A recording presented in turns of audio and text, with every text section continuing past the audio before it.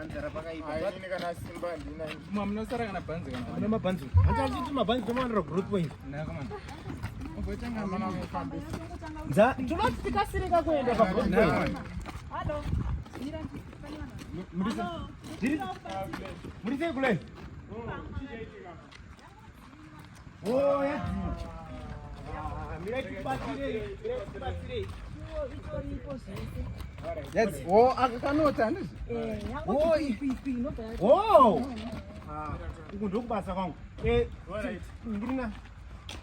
Pozi ndo ndina ndosona. Pozi makabhireta anenge akadi. Bora iyi. Ine kaboretere.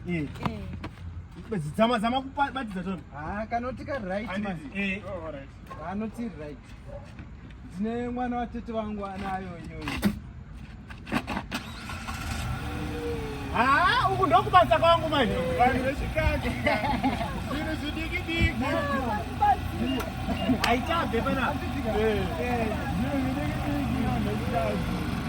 Tumbowadhumira fiyo inogona kupera ka. Thank you so much. Fiyo inogona kupera ipapa. vanhu vechikadzi vanongotadza zvinhu zvidiki.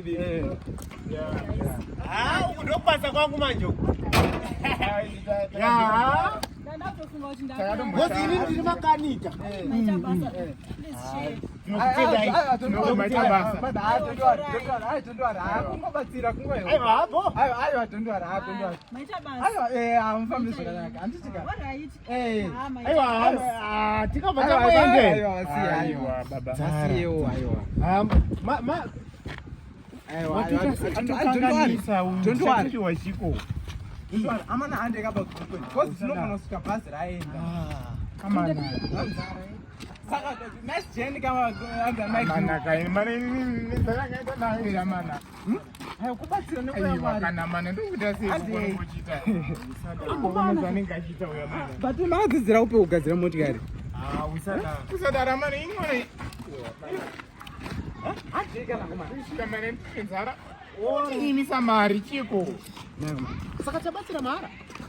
Botsira mara. Kungobatsira Get away mani. Tingagadzire mota mara tinokuudza kuti tine nzara apo. Uchadyei iwe? Uchadyei izvi? Vade kutaura tiripo ipapa. Kuti chi? Kuti mune anoramba mari kuti akaguta uya.